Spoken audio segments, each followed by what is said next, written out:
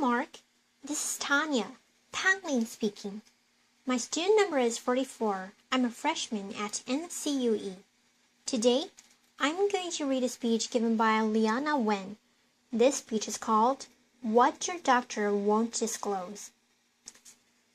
They told me that I'm a traitor to my own profession, that I should be fired, have my medical license taken away, that I should go back to my own country. My email got hacked.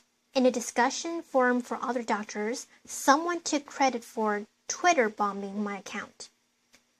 Now, I didn't know if this was a good or bad thing, but then came the response. Too bad it wasn't a real bomb. I never thought that I would do something that would provoke this level of anger among other doctors. Becoming a doctor was my dream.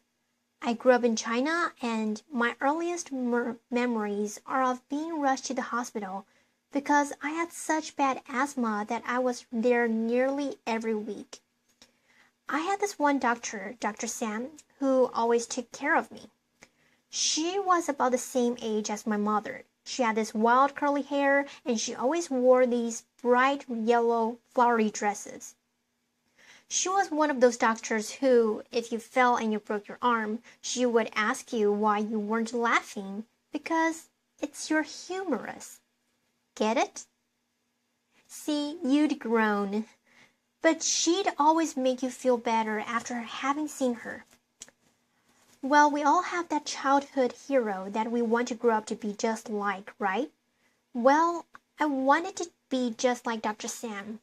When I was 8, my parents and I moved to the US, and ours became the typical immigrant narrative.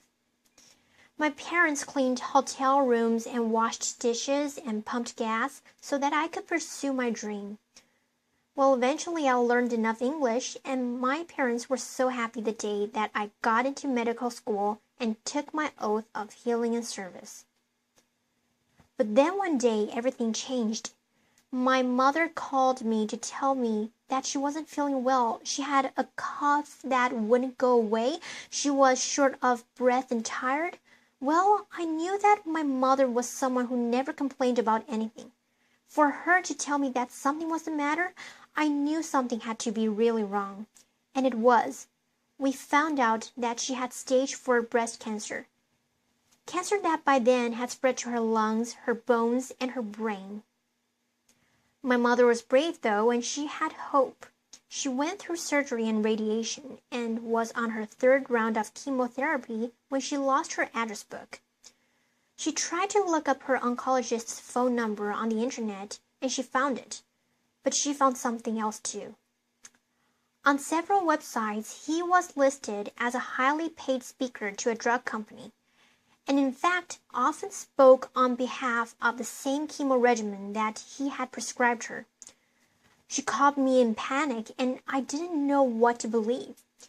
Maybe this was the right chemo regimen for her, but maybe it wasn't. It made her scared, and it made her doubt.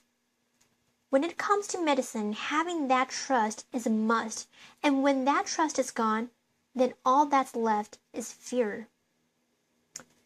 There's another side to this fear. As a medical student, I was taking care of this 19-year-old who was biking back to his dorm when he got struck and run over by an SUV. He had 7 broken ribs, shattered hip bones, and he was bleeding inside his belly and inside his brain. Now imagine being his parents who flew in from Seattle 2,000 miles away to find your son in a coma. I mean, you'd want to find out what's going on with him, right? They asked to attend our bedside rounds where we discussed his condition and his plan, which I thought was a reasonable request, and also would give us a chance to show them how much we were trying and how much we cared. The head doctor, though, said no. He gave all kinds of reasons.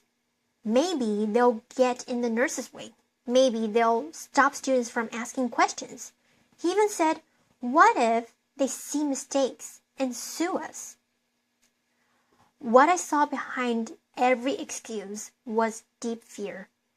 And what I learned was that To become a doctor, we have to put on our white coats, put up a wall, and hide behind it. There's a hidden epidemic in medicine. Of course, patients are scared when they come to the doctor. Imagine you wake up with this terrible bellyache. You go to the hospital, you're lying in a strange place, you're on this hospital gurney, you're wearing this flimsy gown, strangers are coming to poke and prod at you. You don't know what's going to happen. You don't even know if you're going to get the blanket you asked for 30 minutes ago. But it's not just patients who are scared. Doctors are scared too. We're scared of patients finding out who we are and what medicine is all about. And so what do? We put on our white coats and we hide behind them. Of course, the more we hide, the more people want to know what it is that we're hiding. The more fear then spirals into mistrust and poor medical care. We don't just have a fear of sickness, we have a sickness of fear. Can we bridge this disconnect between what patients need and what doctors do? Can we overcome the sickness of fear? Let me ask you differently. If hiding isn't the answer, what if we did the opposite? What if doctors were to become totally transparent with their patients? Last fall, I conducted a research study to find out what it is that people want to know about their healthcare. I didn't just want to study patients in a hospital, but everyday people. So my two medical students, Suhavi Tucker and Laura Johns, literally took their research to the streets. They went to banks, coffee shops, senior centers, Chinese restaurants, and train stations. What did they find? Well, when we asked people, what do you want to know about your healthcare? People responded with what they want to know about their doctors, because people understand healthcare to be the individual interaction between them and their doctors. When we asked, what do you want to know about your doctors? People gave 3 different answers. Some want to know that their doctor is competent and certified to practice medicine. Some want to be sure that their doctor is unbiased and is making decisions based on evidence and science, not on who pays them. Surprisingly to us, many people want to know something else about their doctors. Jonathan, a 28-year-old law student, says he wants to find someone who is comfortable with LGBTQ patients and specializes in LGBT health. Serena, a 32-year-old accountant, says that it's important to her for her doctor to share her values when it comes to reproductive choice and women's rights. Frank, a 59-year-old hardware store owner, doesn't even like going to the doctor and wants to find someone who believes in prevention first, but who is comfortable with alternative treatments. One after another, our respondents told us that doctor-patient relationship is a deeply intimate one, that to show their doctors their bodies and tell them their deepest secrets, they want to first understand their doctor's values. Just because doctors have to see every patient doesn't mean that patients have to see every doctor. People want to know about their doctors first so that they can make an informed choice. As a result of this, I formed a campaign, Who is My Doctor? That calls for total transparency in medicine. Participating doctors voluntarily disclose on a public website not just information about where we went to medical school and what specialty we're in, but also our conflicts of interest. We go beyond the government in the Sunshine Act about drug company affiliations, and we talk about how we're paid. Incentives matter. If you go to your doctor because of back pain, you might want to know he's getting paid $5,000 to perform spine surgery versus $25 to refer you to see a physical therapist, or if he's getting paid the same thing no matter what he recommends. Then we go one step further.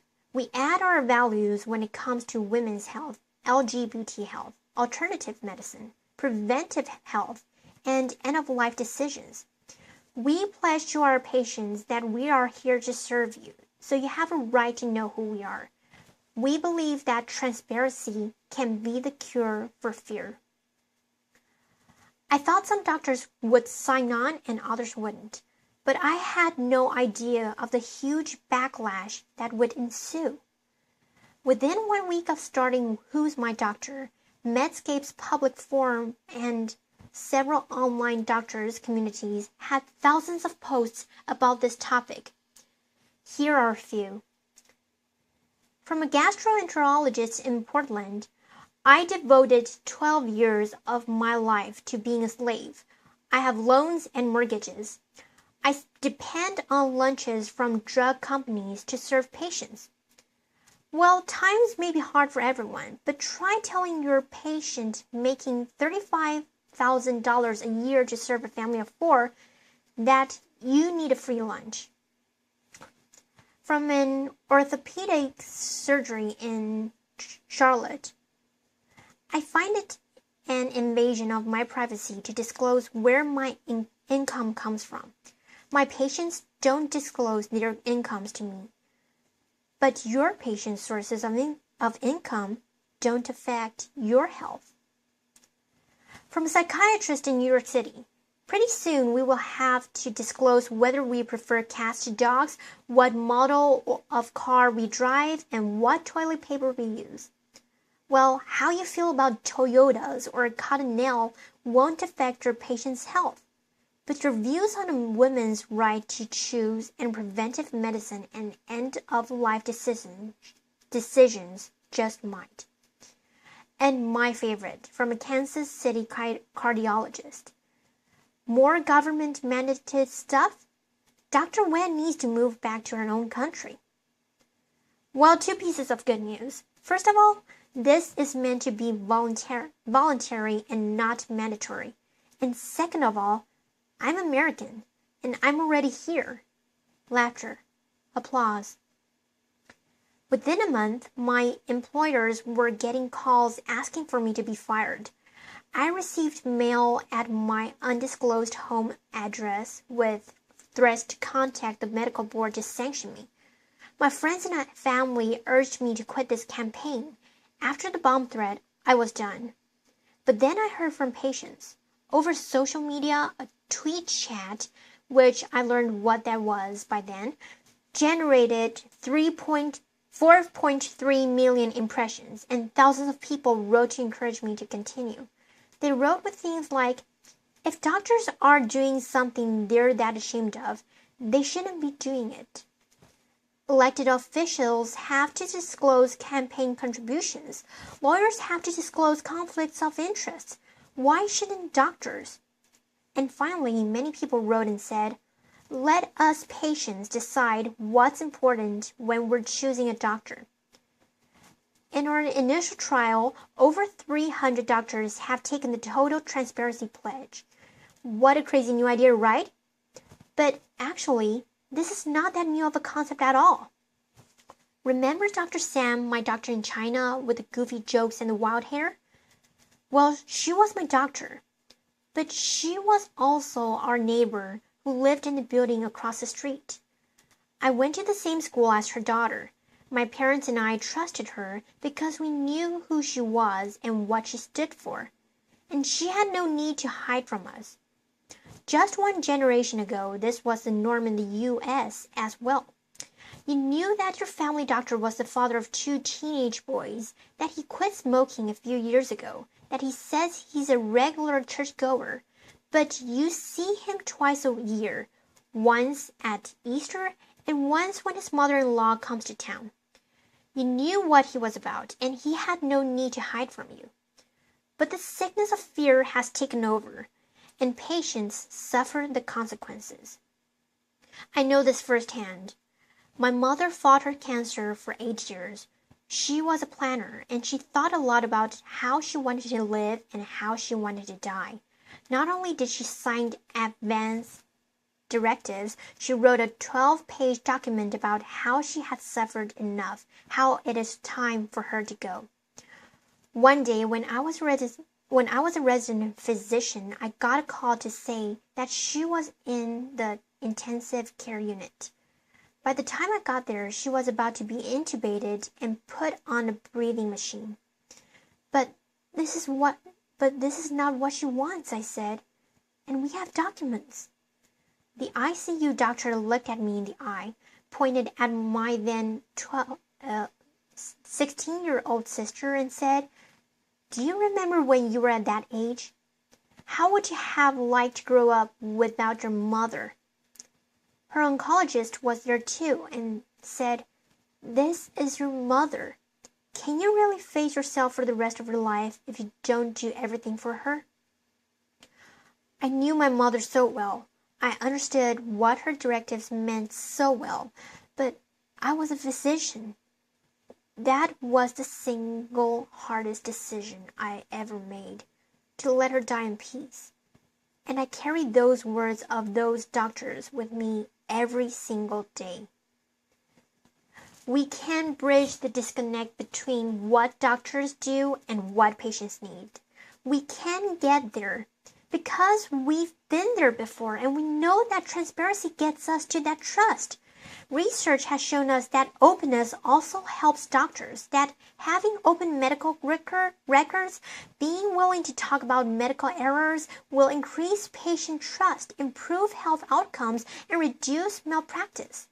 That openness, that trust is only going to be more important as we move from the infectious to the behavioral model of disease. Bacteria may not care so much about trust and intimacy, but for people to tackle the hard lifestyle choices, to address issues like smoking cessation, blood pressure management, and diabetes control, well, that requires us to establish trust. Here's what other transparent doctors have said. Brandon Combs, an internist in Denver, "This has brought me closer to my patients, the type of relationship I've developed. That's why I entered medicine." Aaron Stupple, an internist in Denver, "I tell my patients that I am totally open with them. I don't hide anything from them. This is me. Now tell me about you. We're in this together." May Nguyen, a family physician in Houston, "My colleagues are astounded by what I'm doing. They ask me how I could be so brave. I said, I'm not being brave. It's my job." I leave you today with a final thought. Being totally transparent is scary. You feel naked, exposed, and vulnerable. But that vulnerability, that humility, it can be an extraordinary benefit to the practice of medicine. When doctors are willing to step off our pedestals, take off our white coats, and show our patients who we are and what medicine is all about, that's when we begin to overcome the sickness of fear. That's when we establish trust. That's when we change the paradigm of medicine from one of secrecy and hiding to one that is fully open and engaged for our patients. Thank you. Applause. Okay, so this is the end of the speech. Mark, thank you so much for listening, and I'll see you next time. Bye.